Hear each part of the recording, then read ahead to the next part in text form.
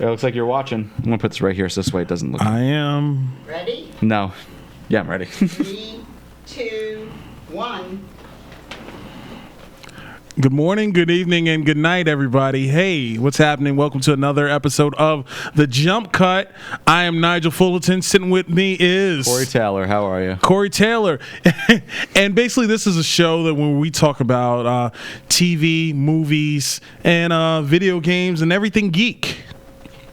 What's a geek? We just figured it out a little while ago. We're trying to figure out the causation of geek culture in the universe, and we've determined that is because of Rage Comics. Well, geek culture is now pop culture. Oh, that's not good. Whatever, just leave it. Yeah, it's okay. We got, it looks like we were introduced as Mike Kempf and Austin Andrews. Oh, it's okay. Don't worry So about it's like it. I'm Mike Kempf. Don't worry about it. Mike Kampf? Okay. Yeah. No worries. So basically, geek culture is now pop culture. So what we do in this show, we basically talk about the things that are happening in the geek world. Mm-hmm. For instance, we have a little segment called Geek News. It's actually a big little segment. He underplays it every week. This is some big stuff. I mean, it's not like, well, the first things first. Well, let's talk hot off the announcement just now. Okay. Nintendo announced Super Mario Maker 2 is going to be a thing. Yeah. On the Switch. Yeah. And I don't know, have you played the original? I did not play the original, but I do know the concept of Mario Maker. The one thing that bothers me is the Switch is in both mobile and like console mode. Mm-hmm. So creating maps, I wonder how it's going to work in console mode because you can't draw. True. So you'd probably have to get up constantly, lift it, draw, put it back down. Or they'll probably make something to draw. It'll be made out of cardboard. Like, no, or maybe screen cardboard and like the everything. Lambo. Or maybe it'll just be like the Wii U. Remember when the Wii U had that little pen? Yeah, I know, but what I'm saying is not a matter of that. Like, use your fingers, no issue. That's but true. The issue is that you can't use it when the screen is docked. Okay. So I don't know how they're going to work around that. So Nintendo Labo gamepad, let's do it. Next up, Disney has acquired Hulu for $5.8 billion. That's right. That's pocket change. I can find that in my couch. Yeah, Disney is now the majority shareholder of Hulu. They bought it from NBC Universal, a.k.a. Comcast. Do they make money off that? Well, basically, they still have a 33% stake in it. But it seems like they'll still be keeping content up until 2024. We got compressors. Sorry. Our engineer is sending me text messages. Mm-hmm. Okay, no problem. Okay. But yeah, I mean, that's a big thing because think about it now when we have the Disney streaming service and now Disney actually owns Hulu. What else can Disney buy that will just make them just rule everything? My student debt, please. I don't think they're going to do that. Please, Disney. No, they're not going to buy that. I'll sell you my special drawing of Scribble Man. $16 billion. But that's interesting though, because now think about it, they can put all their adult content onto Hulu. I see. The thing is, Hulu, I always felt like didn't know what its niche was. Okay. And I think like it knows that part of its niche are the people who don't want to pay for cable TV and still want to watch the shows the next day. But that's not really like I don't buy Hulu to watch a brand new episode of Modern Family. You know. Well, Hulu also has their own programming. They also have. But is it good? The only really good stuff I saw, Runaways is okay. Okay. You have, but like the only good thing I genuinely enjoyed is their Fire Festival thing. What about Handmaid's Tale? Mm-hmm. I mean, Handmaid's Tale's won countless Emmys. Did you see their like gimmicky virtual reality movie? I didn't see it. And it's like a choose your own adventure type deal. No, I didn't see that one. Not good. It's Future Man. Future Man I liked. That's true. That's something. There you go. That's a good thing from Hulu. That's something. I was actually The Tick from Amazon. Oh, that's on there? I thought that was Hulu for a second, but it was Amazon. No, it was Amazon. It was made. And you gave away F word, silly goose. All right, that's our one F word for the show. PG-13. Or keeping it family friendly. You can bring your kids back into the room. Oh, here's some more geek news. Wolverine will be in Dark Phoenix. Who's playing him? Hugh Jackman. Really? Yes. I thought he was done with the role. No, he's not. He is in Dark Phoenix. How do you feel about that? Does it take place before Logan? Well, yes, it does because Dark Phoenix is actually it's set in the 90s. Okay. So they're still doing that whole time travel thing. Please give us House of M. I'm begging you. I don't want it. They're not going to give you House of M. We got Into the Spider-Verse. I can dream about House of M. I understand that, but you understand the issue, right? They're trying to be done with all of Fox's Marvel. There's no more Fox Marvel. Yeah. So it's all new from here on in. But House of M isn't Fox owned or anything. The storyline isn't exclusive to Fox. It's not exclusive to Fox, but now that Fox is kaput, 21st Century Fox is kaput, they can't do it. They would have to follow the same format that they're doing now, because you have one Scarlet Witch and another Scarlet Witch. Sorry, I kicked the table. It's okay. Other news. Avengers Endgame writers were unaware of the multiverse that's happening in Spider-Man Far From Home. They don't need to be aware. It's not their job. Do your job. Meaning, I think that Sony Marvel has basically just made up this whole multiverse thing and forced it to work in the MCU. It worked Into the Spider-Verse, but I feel like it's going to be clunky in the Far From Home. And also, I don't like how they called it Far From Home. I'm still on that. Why? Because we need to keep things continuous in the brand. Brand continuity. I mean, for Homecoming and now Far From Home. Yeah, for heck's sake, I'm being PG-13. Even though heck is a bad word, I'm sorry. But silly goose. You have, like, for example, look at Arkham, like the Arkham series. Mm-hmm. Arkham Knight made sense. Arkham Asylum made sense. Arkham City made sense. Arkham Knight doesn't. You didn't like Arkham Knight? No, I'm saying the name. Okay. The name doesn't make sense. True. Because, like, what's going on there now? Arkham Knight's like, he's not a knight of Arkham. He's the Dark Knight. He is the Dark Knight. My Dark Knight. And last but not least, we got 2 movie reboots on the horizon coming in development. One is the Mortal Kombat reboot. Which we talked about this off air. I am not a fan of the Mortal Kombat reboots. I'd be more shocked if you were. Even though me and Nigel had a little bit of a fight before the show began, because he felt differently about some movies that I liked, and I felt differently about movies that he liked, and we could never come to terms. That's right. So we got that yin-yang dynamic. We're gonna talk about that today. I didn't even introduce the movies we're gonna talk about today. So we'll reveal that afterwards if you didn't read the title of the show already. All right. Or the description. Last but not least, Josh Gad will star in Honey, I Shrunk the Kids reboot. Wait, hold on. Just one thing we want to say about Mortal Kombat is we are thinking about watching the movie in its entirety with full commentary, getting a squad together, some brewskis. Okay. And we're looking at getting it all recorded, edited down, and brought into the show. So if you guys think that sounds interesting to you, seeing our real-time thoughts on the best movie made, Mortal Kombat, let us know. We should start doing Mystery Science Theater 3000. Yes. We should just do that for like the bad movies. Yes. I think we should change the jump cut into like just bad movies. No, Steve, he's not far from home. He's in Manhattan and not Queens. That's not far from home. He's in Greece, in Italy. That's still not that far from home. Listen, Spider-Man got a passport, man. He was when you're in the Soul Stone, that's far from home.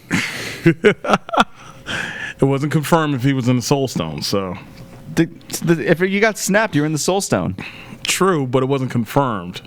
It's kind of heavily implied. It's heavily implied, but it wasn't confirmed. Gamora was in the Soul Stone. Can I just get Nigel out of here? Damn, it's not working. Yeah, it's all good. Anyway, that's it for Geek News.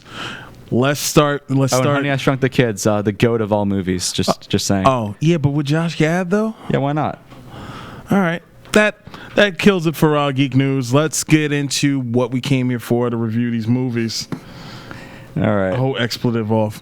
Yeah. All right. So first off, want to start with the big boy, or you want to start with just the movie you watched? Let's start with. It doesn't matter. You didn't watch Ted Bundy movie? I did not. I was going to, but we didn't really confirm that. Okay, cool. So I watched it for no reason. Next week by myself. All right. So I watched Netflix's Ted Bundy movie today. First question that I have about this movie. Okay, sure. Is Zac Efron? Does he deliver? It depends on what you mean by deliver. Does he shed the High School Musical stigma? He sheds the High School Musical stigma. Does he manage to be kind of threatening in a way? Here's the thing. So I watched Netflix's Ted Bundy movie, and I was expecting to see a slasher type film. I was expecting to see Ted Bundy killing women and all the stuff that he was accused of. It doesn't start off that way. It starts off with him actually going through the trials and tribulations that of court proceedings. So he was cool. Yeah, but he was going through.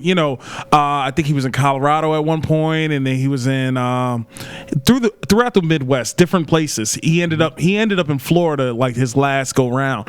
And for all of you joining in, we're talking about the Ted Bundy movie. Yeah. It was okay. It basically, the whole movie is him trying to prove himself innocent. Okay.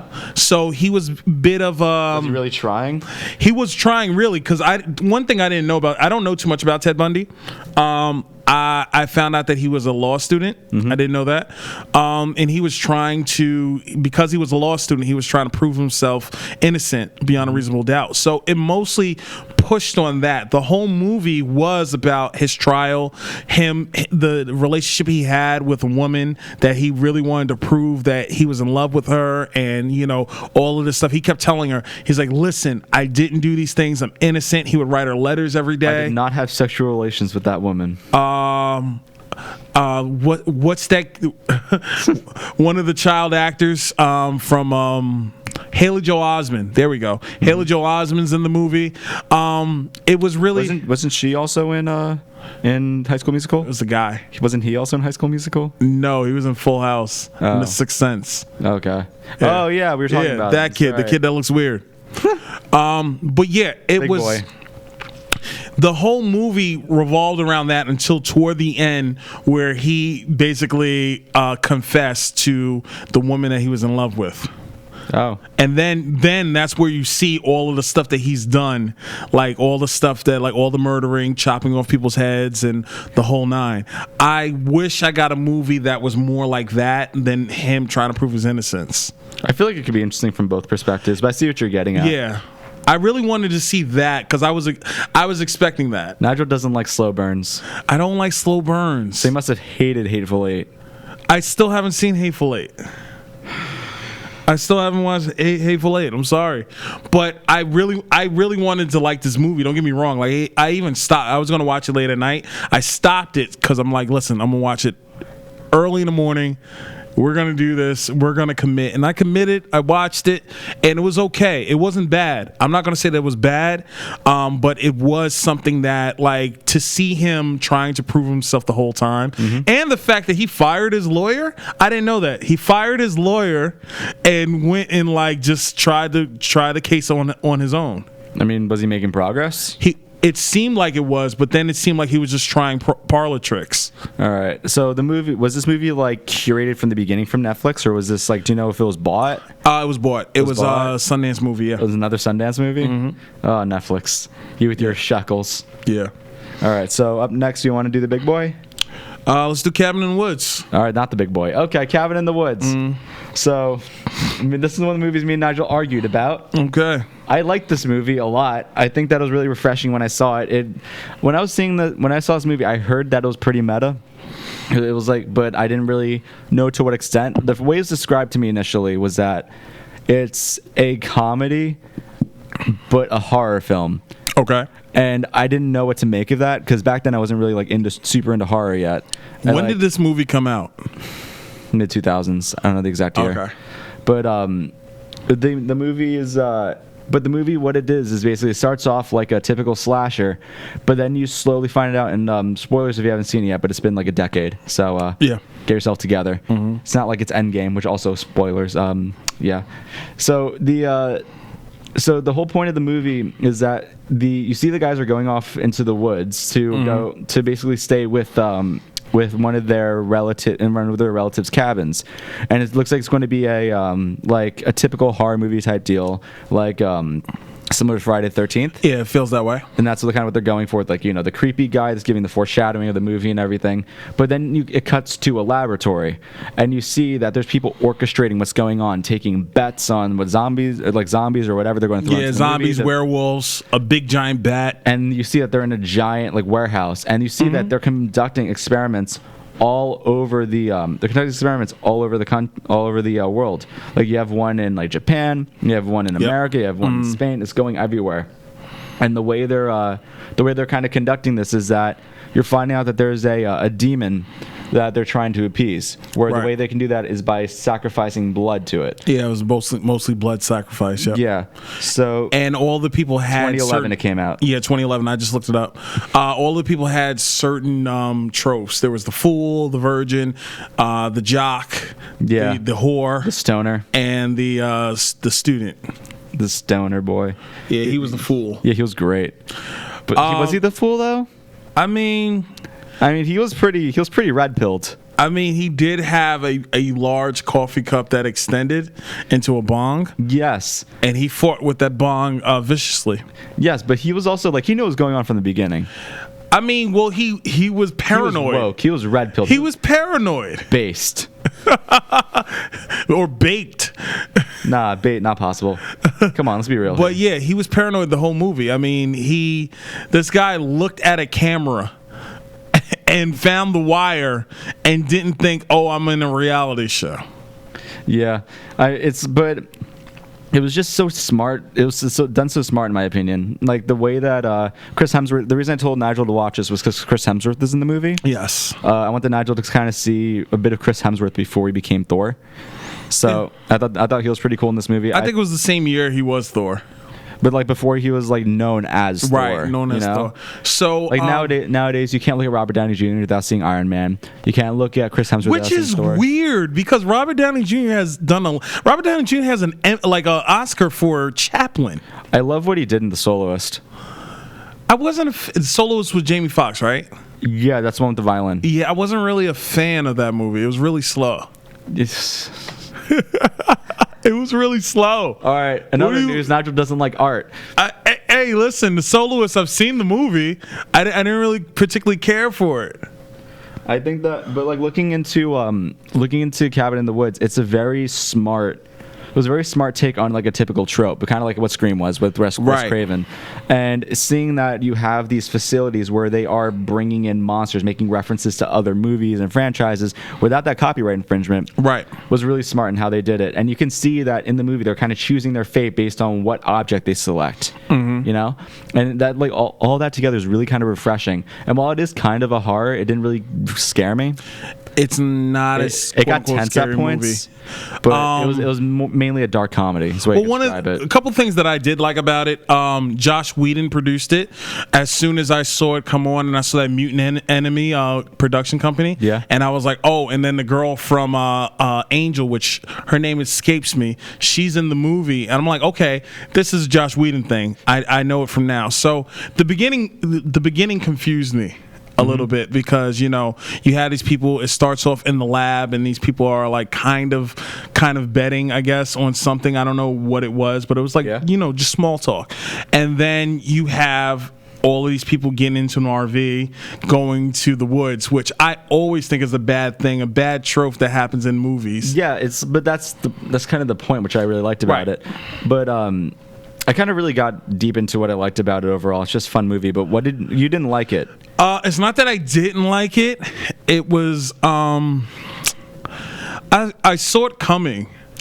Yeah, but it wasn't really meant to be a bunch of like twists and turns. Right. It was more of that like fun, non-conformed, I guess, kind of perspective. Like when the movie came out, it was pretty intense. Like John dies at the end. Okay. That movie was pretty intense when it came out. But like now, when you're looking at it nowadays, the other people explored that concept. Yeah, but my whole thing is, once you see Chris Hemsworth try to jump that ravine or whatever that was, and then he smashes into nothing. Yeah, I would be like, yo, something's up.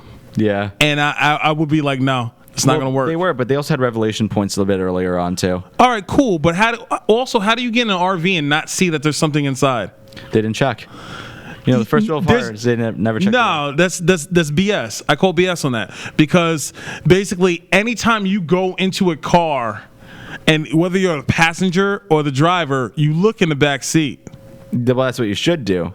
I don't look in the back seat every time I get in my car. I don't know about you. I do. You do? Yeah. Why?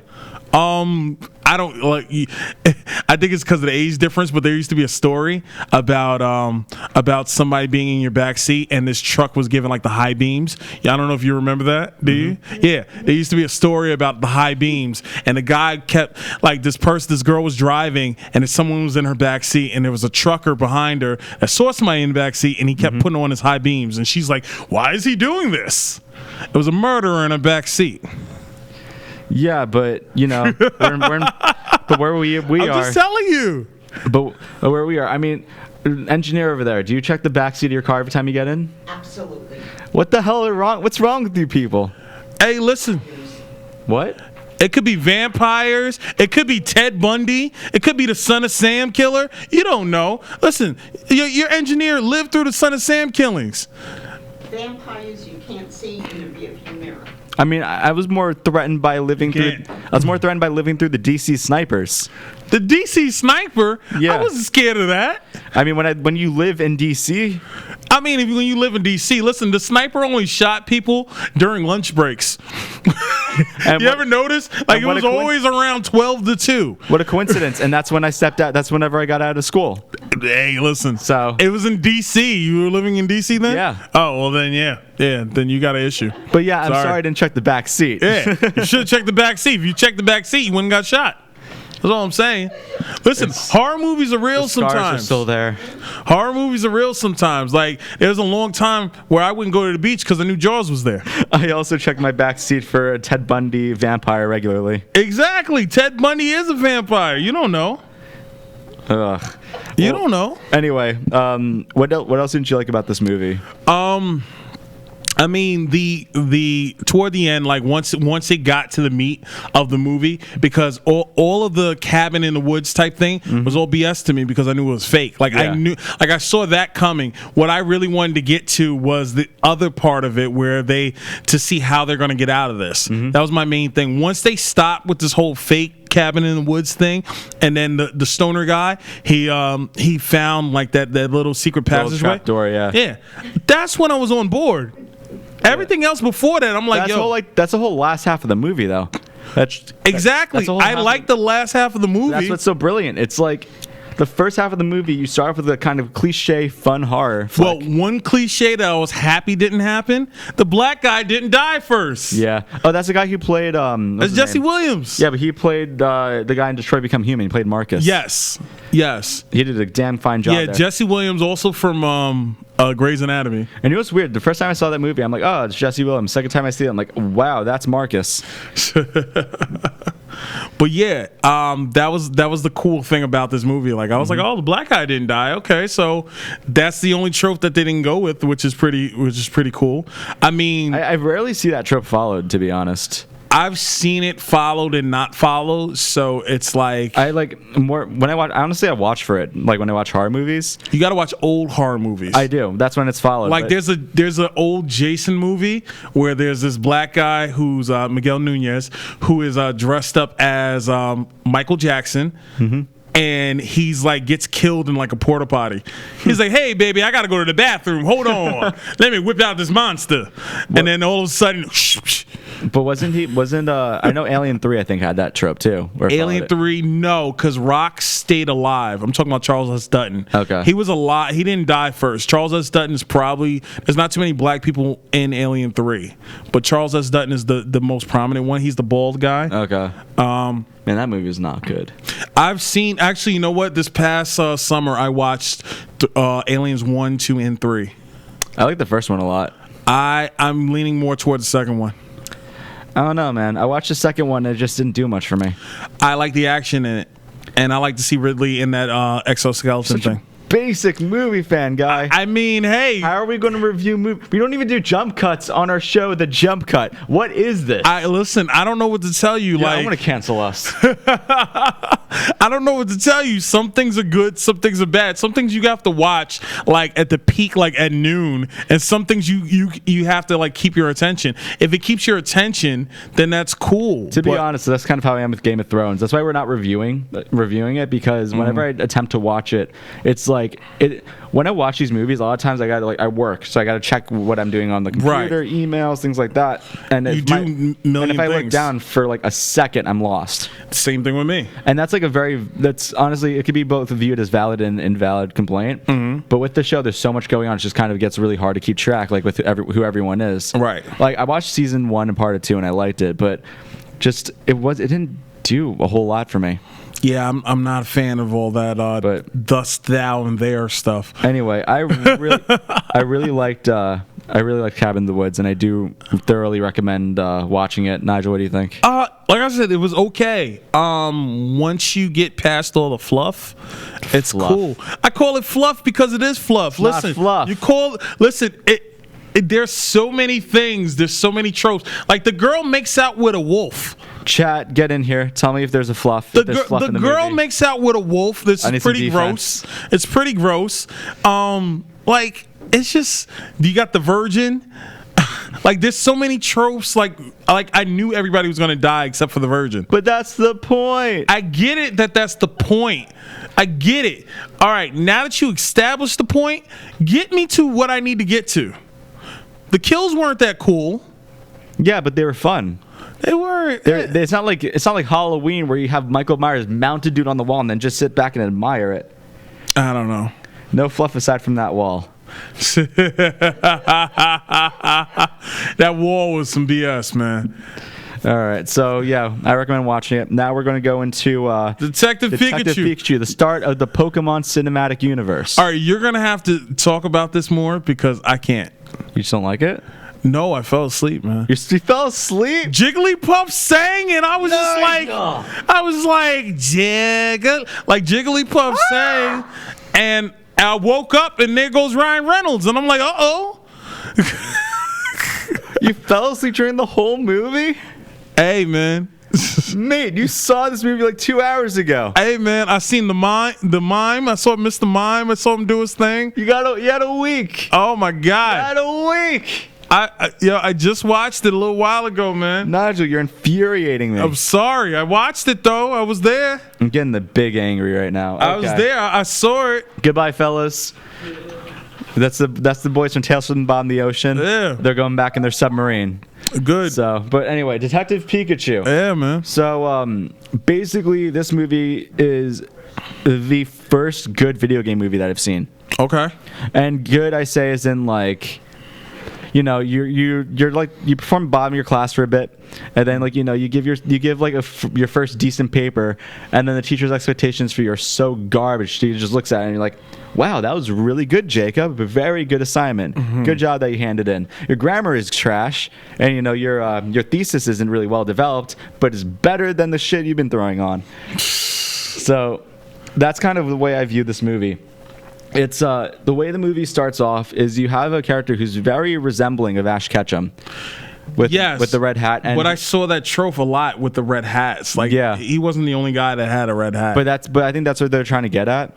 The movie, I didn't play the game, so I don't know how closely the plot resembles the games, aside from the fact that we know Mewtwo is usually perceived as a dick in most movies. Mm-hmm. But with this movie, you're introduced with two characters. One, you think that they're both going to be like buddies for the whole movie. Right. Not the case. Not the case. But one character he was growing up, he wanted to become a Pokemon trainer. Right. And just do the typical Pokemon ordeal. Yeah. And he just quit. Because like he just couldn't, like he felt that he wasn't fit for it, or he couldn't do the or he just wasn't able to just catch anything. Well, shout out to that actor that played with the red hat, though. Yeah. Because he's been getting a lot of work lately. We've seen him in Deadpool. He was the cab driver. Yeah. He's also in the new movie with Dave Bautista where he plays an Uber driver.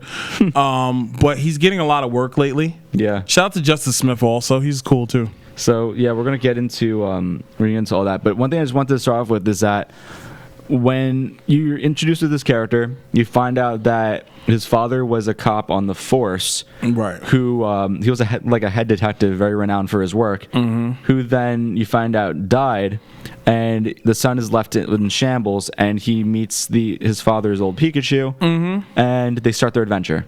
Pikachu, voiced by Ryan Reynolds, and Ryan Reynolds, easily the best part of this movie, because Pikachu wasn't really just like he wasn't really there for like comedic value, even though he kind of was. Ryan Reynolds basically played like a PG Deadpool for Pikachu.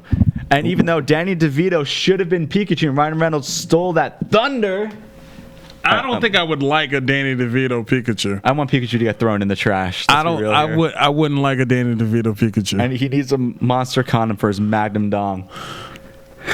Okay. You don't watch Always Sunny, do you? Nope. Oh boy, that's Nope. Whoosh. Yep. So,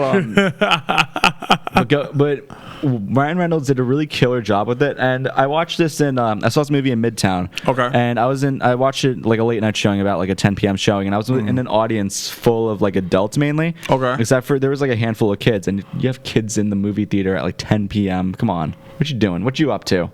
But the acting, aside from Ryan Reynolds, wasn't really like great. Like it was serviceable. Like there are points where it's kind of obvious where they're actors and they're kids, like they're young, you know. Who are you talking about? Like just the main cast. Yeah. They're not kids, but you can tell they're like entering into the acting game. And seeing them interact with the CG Pokemon, you could tell they were a little stiff at points. I mean, they were. I mean, for instance, I can only talk for about Justice Smith. Yeah. Just because like he was in Jurassic Park previous to this. I know him from The Get Down, which he amazing work on that. But besides that, he hasn't really been in a lot of stuff. Like he's been in Nick Nor's Infinite Playlist. Yeah. You know, so this is probably like his 4th or 5th movie that he's ever done. But you gotta give Nintendo props for this, because they took a gamble giving the license to this movie. Same with Game Freak and the Pokemon Company. I don't think we could put that all on Nintendo. I think it's more Nintendo will let you put out any kind of movie. They don't care. No. Super Mario Brothers. Yeah, but they're closely like entwined with that movie. Okay. They like, if you saw the history of that movie, they're pretty closely involved with it. Yeah, the first Super Mario Brothers. Yeah, I remember that. So like, Nintendo doesn't loan his name to everything, because you know Nintendo doesn't like free advertisement from Twitch streamers. But well, anyway, going back to the actors, I think that they did a passable job. I don't think they did anything incredible, but there was points where it just kind of was jarring. Okay. The CG overall I thought was pretty decent. Pretty cool from what I remember. Obviously, you're not going to sit there and think, "Wow, those are real Pokemon running around." And it's weird. You kind of got to get it out of your head, because some Pokemon look like stuffed animals and some look like beasts. Like Charizard looked like a menace. He looked disgusting and vile, and that was really cool. But then Pikachu looks really fluffy. Yep. And I'm just sitting imagining Pikachu's a rat. He didn't really look much like a rat. He looked like a hedgehog. Yeah. Ah. But looking at the design of the Pokemon, I thought Pikachu was overall well designed. I thought that his design was really it was snarky and sarcastic, but also endearing. And there were these girls that were sitting next to me and my brother when we saw the movie. Whenever Pikachu was on screen, like, "Oh yes, Pika Pika, Pika Pika!" Every time he came on, I'm like, "Can you please?" We went to 2 different movie theaters. Why? What was yours like? Empty. Well, you saw it in the middle of a Wednesday. Yeah. When you should have seen it on the weekend. Yeah. No.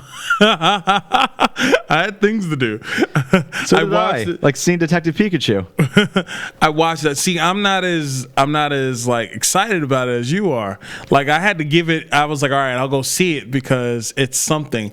But it was a big release. Not to me.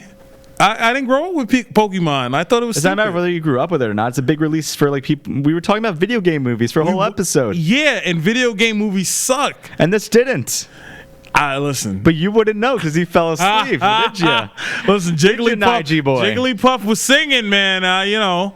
Jigglypuff didn't even sing in the movie. He did. No, he had a microphone, but he wasn't singing. I heard him say Jigglypuff. He said it. That's not singing. Hey, listen. It takes one Jigglypuff. It takes one Jigglypuff for me to go, hey, night-night, see you guys. I had some churros, too. Good thing I didn't say that whole... You had churros? Yeah, churros. Jesus. I was trying to stay up. I had popcorn that my brother spilled all over me. Oh, nice. But back to the movie. Cinematography wasn't really superb. Okay. There were some good color grading in it. There was some really... It was a really saturated kind of movie. Mm-hmm. There were some parts that had more gray overtones to it, like kind of what you expect, but overall it's kind of a very vibrant movie. There's this one scene where you see the main character, whose actually name I don't know, which really isn't good. I think his name was Jake or Josh or Adam. I just know him as Justice Smith. He was walking through the streets of Pikachu, and it's like it's nighttime, and I think the movie took place in like a fictitious city in Japan. It did. Where the city that it felt like Tokyo. The city that it took place in was basically Wreck City. Yeah, instead of having it to where you catch Pokemon and you battle Pokemon, it's more that people and Pokemon are living harmoniously together. Yeah, which was weird to me. It was weird to me too. I mean, the Lickitung was just like all on his face. Yeah, but some of them were horrifying, and I guess that's how it would be out in real life. But it would, especially Mr. Mime. Yeah, that was really cool. Yeah, I liked Mr. Mime. But looking at the way that they built that world, just seeing like the Pokemon just moving around, like it would make sense to me that like the bird Pokemon are flying overhead, or you have some of them like grazing on grass or whatever. But it's just weird to see like Machamp like helping with like menial tasks and stuff like that. Right. And Pikachu being a detective, even though there's a video game on that. And I think the video game didn't even have any trainers in it. It was just Pikachu. It was just Pikachu. Yeah. But, liberties. And that's actually a good example of what video game movies should do. I guess. But did the video games suck? I played very little of it, and I don't think it sucked. But what I'm saying is that video games have a story meant to be experienced in like 9+ hours, I get that. And like you can't really condense it without it feeling like disjointed, and you can't like convey the feeling of gameplay to an audience on screen. Yeah, I get that. The only reason I asked did it suck was because if it was good, and that's what we usually complain about, if a video game is good and it sticks with us, then we're going to be like, oh, they really screwed the pooch on that one. It seems to be well renowned. It doesn't seem to have the following like just normal Pokemon games would. Right. But, it's not like Sun and Moon. No, it's not like Sun and Moon, which bad games. Right. Bad games. I don't like being in Hawaii for Pokemon. Come on, man. I don't even like being outside of the city. But that's what I'm saying. If the movie sucked, if the video game sucked and you made a movie out of it, then it can only go up from there. I think it's different when it's like Detective Pikachu as a video game isn't something that you would select. But because the Pokemon franchise is so big and you chose to go that route, that makes it they can only go up from there. It's not like they can go down. It's not like you're making a Street Fighter video game and I love Street Fighter, and then the story sucks. Yeah, it's different. Well, yeah, I get that, but this wasn't really a story focused game like those games. It's not really story focused. So, but my point that I'm trying to make is that they made a story that would fit a movie format, and that's what I liked about it. And I really liked Ryan Reynolds in this movie, and just sitting and watching the movie. A lot of plot points happen. You kind of expect some, you don't expect others. They took a bunch of political jabs in the movie. Okay. It had a lot of social commentary. Like there is one of the villains in the movie looks like Milo Yiannopoulos, and he sounded like Milo Yiannopoulos. Okay. I even leaned over to my brother. I'm like, is that Milo? He's got, because he's a head honcho in a publication corporation. Like Milo is a Breitbart. I know who you're talking about. Yes. He wears the aviator sunglasses. Yeah, you're talking about that guy's son. Yeah. Okay. He has the blonde slick back hair. It's a really uncanny resemblance. See, I was awake for some of it. All right, so now we're looking for new co-hosts. I was awake for some of it. Submit your application. Hey, I watched the Ted Bundy movie.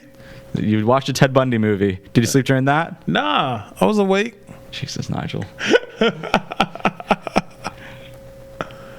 Going back to the movie. Overall, because I want to give my just general thoughts with this, and then we can move on to what we were watching and talk about that. Sure. The cinematography, Coloring was It's kind of hard. There's only one shot in the movie that I really liked, and it was a trailer scene. And you could tell it's a trailer scene where you have the protagonist walking into the city, and you see the Pokemon everywhere, like a high saturation contrast, like HDR style thing, and it works. But that's not the whole movie. And like I mentioned earlier, you have Mewtwo in the movie. You kind of there's things that are being portrayed that like you kind of pick up upon. Like there's this one character who ends up being the main protagonist who tells the audience that like, hey, the detectives, like, they don't want you to see everything, but here we are able to reconstruct scenes, which is bull crap. That's not a thing. You can't do that from one camera. But they reconstructed somehow a 3D image of the scene. Didn't show the whole thing. They just showed it to incriminize like Mewtwo with it. But Mewtwo I thought was pretty cool. It was really awesome just kind of seeing like the typical battles going around. Hey Vinny, thanks for tuning in for the end of the show. Yep. But it's cool seeing like the battles just kind of ensue and kind of just go everywhere and just become just a fun fest. And that's what the best way to kind of describe this movie is fun. Yeah. I didn't have the fun. I'm sorry, people. I'm sorry you can't have fun when you're blasting out some dank Z's. Yeah, it was.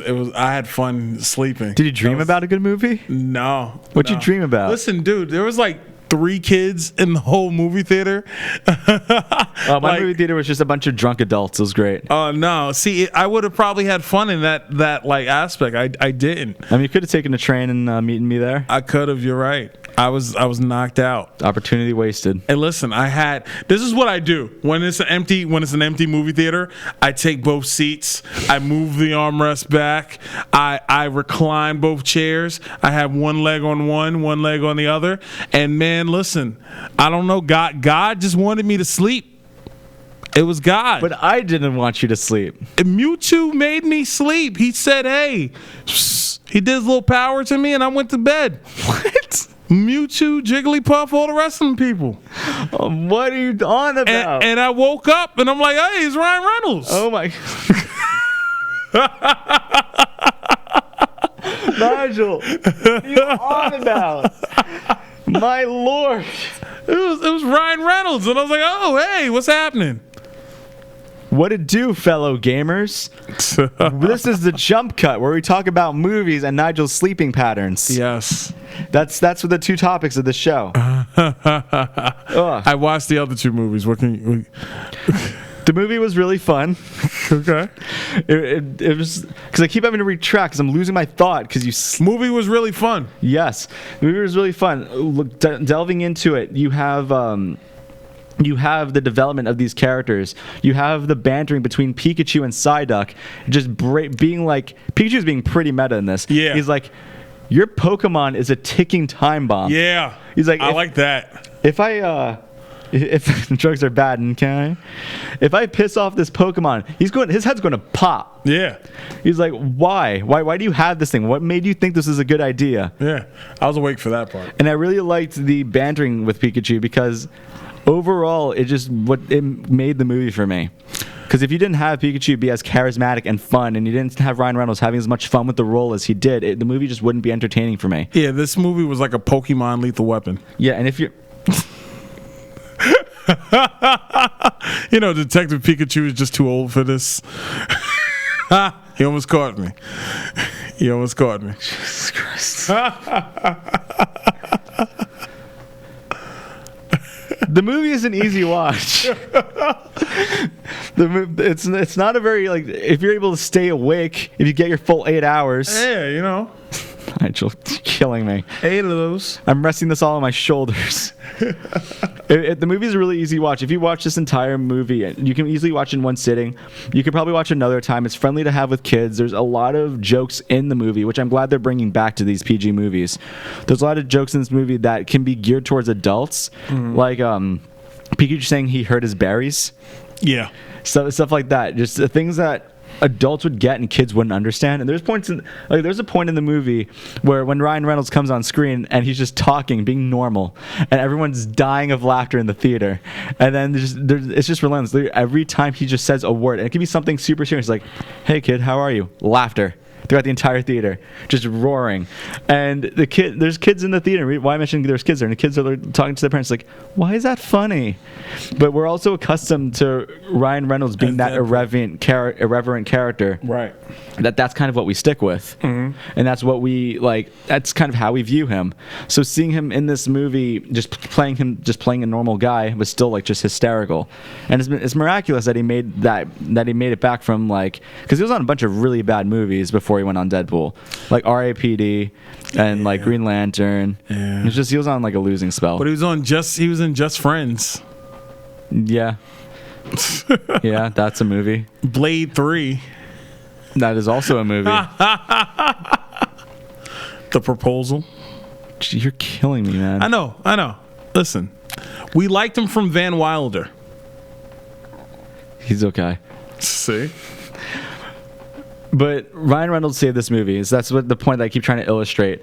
The movie runs at, I think, just an hour and a half. It's a pretty short movie. And I say short very loosely because now we get 3-hour movies and we're like, oh, yeah, that's just, whatever. I was told it was a 2-hour movie. Was it a 2-hour movie? Yeah, that's what they told me at the movie theater. I looked it up, the screen time, and it wasn't really that long. It was like an hour 40, I think. All right. But, yeah, waiting. But it's... Watch the movie if you want. If the trailer seemed appealing to you in any way. He wasn't waiting. Yeah, you're right. What? Ryan Reynolds. He wasn't waiting. Yeah. But if you watch the first trailer of the movie and it just seemed appealing to you in any way possible, you're going to like this movie. If you think that what you saw of Ryan Reynolds in the trailer is what you get in the movie, I mean, there's points where Pikachu should have died from some of the falls he's taken, and there's some really like bullcrap things happening in this movie that you're like, why do you have the liberty to do these things? But it's a fun movie. I probably watch it again. I had a really good time with it. Yeah, it was a fun movie. I had a great time watching it. And stay tuned to the show until Nigel finally watches the movie in its entirety without getting a snooze. Dude, there was only twice, and only twice during these shows that I fell asleep through a movie. Yes, and they're critical. Hey, listen, we had 3 movies. I watched 3 of them. Like, when I fell asleep during movies, it was like during it was during that robbery movie with the detectives that we were watching, the one on Netflix, Highwaymen. Oh, that was a snooze fest. But that was a legitimate snooze fest. This movie wasn't a snooze fest. But I stayed and watched most of that movie. Just so I can tell you how bad it was. I got so bored in that movie. Yeah. But yeah, watch the movie. You'll probably like it. Just understand it's not like the best movie ever made. If you're talking by video game standards, it's the best movie ever made. Right. But if you're talking by movie standards, it's just like an average kind of viewing experience. Yeah. It's something that Andy Milonakis should have played Pikachu. No. There you go. There you go. I still stand by Danny DeVito. No, Andy Milonakis would kill it because Andy Milonakis would have rapped. He would have rapped.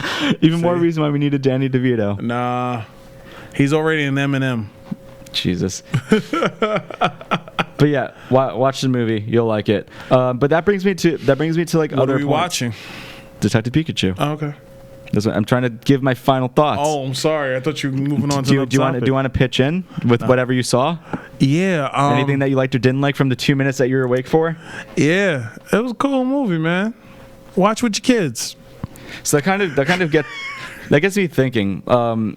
Do you have movies that you watch that you otherwise wouldn't like, except for one saving grace in the movie? Yes, there's plenty of those. What would be? Have a good one. What would be in your mind for that? For me, it depends, because there's like a lot of movies that like resonate with me. See, the thing is with Detective Pikachu, it doesn't resonate with me because I really don't have any stake in it. Yes, but it was a good movie. I didn't have stake in it either. But see, you grew up with it, so you're more. No, I grew up around it. I didn't grow up with it. I didn't grow up around it. I never grew up saying, "Man, this would be a great movie." When Pokemon came out, I was like in high school. Literally, the most interested I was in this movie was like, "Oh wow, cool Pokemon stuff on the big screen." The only reason I thought it would be somewhat promising is because Nintendo was backing it, and because you had Ryan Reynolds as Deadpool, or not Deadpool, as Pikachu. See, they're gonna have a pop that's gonna be Pikachu and Deadpool like mixed in together. I guarantee that's gonna happen. I mean, it's probably going to be a custom pop. I mean, that sounds like a lot of licensing that people aren't going to like. Maybe. You never know. All they have to do is talk to Marvel. Yeah, and Marvel's going to be like, nah, and Nintendo's going to be like, nah, and then you're done. I guarantee it's going to happen. So what movies were not good for you other than a simple saving grace? I always make mention of this movie. It's a movie called Meteor Man. Horrible movie. Directed by Robert Townsend. However, Luther Vandross is a villain in the movie. Yeah. And Crisscross and everybody who was like popular from that day is in the movie. Bill Cosby is in the movie, but he has no speaking parts. So like that's like the saving grace for it. But it's not the best movie. And there's tons of those. There's Heavyweights. There's like, for me, honestly, Shazam's one of them. Because Shazam or Kazam? No, Shazam. Okay. Kazam. Listen, I had this fight with my sister the other day. Like, she thought that Shazam was Kazam. Oh, my Lord. And a lot of people have been doing this lately. Shazam's one of those movies for me. Okay. I feel like that if Shazam didn't have those fun, lighthearted moments with the perfect casting for Shazam, I wouldn't be interested. I thought Shazam was hilarious. It was hilarious, but it could have easily been done so badly. It could have. You're right. And it was such a tight line to cross. Or like just looking at The Dark Knight, I feel like I probably wouldn't love it as much as if Heath Ledger wasn't in it. I mean, it was a well-made movie aside from that final act. Right. At the time, people didn't believe in Heath Ledger being the Joker. Yeah, I know, but like, there's so many experiences that like people don't believe in Joaquin Phoenix. And I think that because he's a nut job, and that's why he's good as a Joker. I guess. I think it's going to be a dope movie. We'll see when it happens. Hopefully, I won't fall asleep. Nigel, I want to come into these movies with you with a taser, and if you fall asleep, I'm going to give you a little zap.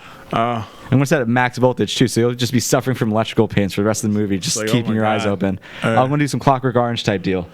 Hey, listen, I told you I stretch out on the things on the chairs like it's a couch. Maybe you should try sitting upwards. I've done that. And you fell asleep still? No, I don't think so. Sit upwards. Right. If it's a movie you got to review, sit upwards, please. All right. Pretty please. For you guys out there. For the sake of the show. For you guys out there, I won't fall asleep through the next movie that I have to watch, which is John Wick 3 for next week. Yes. Oh, my God. I can't believe it's already coming out. Yeah. There's another big release coming up that I completely forgot about. Brightburn? Yes. That's the 24th. 24th. And then isn't John Wick 3 the 20? No, John Wick 3 is the 17th or 19th. I'm really curious about John Wick 3. That's going to be You know what's funny about John Wick 3, though? I remember when the first John Wick came out and somebody presented me like the storyline, and I was like, this sounds like it sucks. And they were like, no, it's actually good. That's another thing. John Wick without Keanu Reeves. Yeah. Keanu Reeves is a saving grace. Yeah. The plot kind of sucked. Yeah. But like, you go with it because it's so tongue-in-cheek and it works. My mother likes John Wick. My dad likes John Wick. Oh, dads, I get. No. My dad only watches like Nazi documentaries. Oh my God. Yeah. Okay. So, but he liked it, and like that's one of the things with John Wick movies is that there's something in it for every viewer. You know. I'm still stuck on your dad watching Nazi documentaries. I'll explain to you after the show. Does he sit there and go anti-Semite? Does he do that? Does he pull a George Costanza? He watches the same documentaries over and over on the History Channel. Hey, listen. Or like 2012. Okay. There are movies like that. Yeah. I'm kind of painting a picture for you of his viewing experience. Yeah, he probably watches 1984 also. Like we had a choice between seeing that was it the Angelina Jolie World War II movie? I forgot the name of it.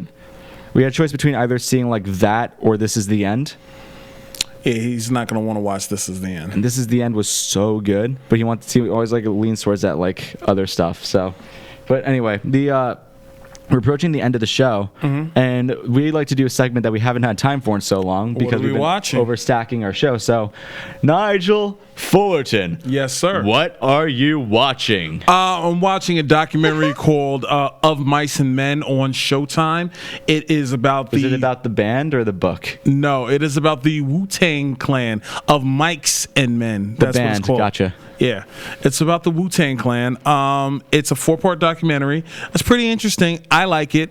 Other things that I'm watching, there's also a documentary on Netflix about The Price is Right, which I'm obsessed about. You're a documentary guy. I like documentaries. You're not falling asleep during those. I don't follow because I'm learning something, not learning something from a cartoon rat. Learn how to be as good as Ryan Reynolds is playing Pikachu. Listen, you want me to watch a yellow rat tell stories and solve crimes? Yeah. Nigel would be a really cool Detective Pikachu, though. Let's get him casted. You know, Let's get a I'm Cash like, visit. listen, the documentary, at least I'm learning something I've never learned before. You know, I'm also watching another documentary on Netflix about Johnny Cash and Richard Nixon, which is pretty dope concept. It's about how Richard Nixon tried to use Johnny Cash as like as a pawn to get that part of America, because Johnny Cash spoke to a certain part of America that Richard Nixon didn't. Yeah. So he tried to use Johnny Cash, and Johnny Cash felt like he was being used. So it's about the back and forth thing between them, and that's pretty dope. I like that. But that's about it. Yeah. I'm trying to think because, like I said, I don't have time to watch stuff. See? But when I do watch stuff, I stay awake. I do. I stay awake through the documentaries. So when I said earlier that when I watch TV shows, I want something more lighthearted. That's usually why I like drift towards comedies and things, because like I want something where I can look down for a second. I don't miss like full plot points, Okay. And hey Moose, how are you? But the what I've been watching was JoJo's Bizarre Adventure. Oh, there's from the video game? No, There's a video game of JoJo's Bizarre Adventure. I mean I'm watching the anime. Oh, okay. And I don't usually watch anime. It's not really kind of my thing. Okay. There's some that stand out to me, but I think JoJo's Bizarre Adventure starts off kind of rocky. The original JoJo, because the way it is like every season is a different Jonathan Joestar or JoJo, but like the first one's Jonathan Joestar, and he looks like he's a thumb on a body. But the rest is like, but it keeps changing it up, and like it gets more flashy, more in your face, and there's like villains named after like bands, like King Crimson. Okay. Or you have AC/DC. Oh. Or stuff like that, So They're a Twisted Sister. I think there is actually. Yay. I'm not. Is there? I remember having a conversation about it. I don't know for sure. If any of you watch JoJo's Bizarre Adventure, let me know if there's a Twisted Sister in the show, because I'm not caught up yet. Yeah, I don't think they're gonna take it.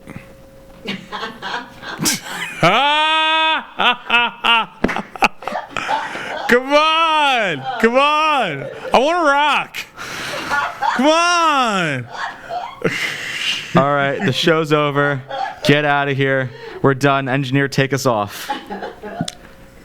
I see no evil with this. What is wrong with you? I see no evil. Are we off? I don't hear no evil. Get us out of here. Are we out? Are the mics muted? See no evil. Don't you see no evil? Don't you know no evil?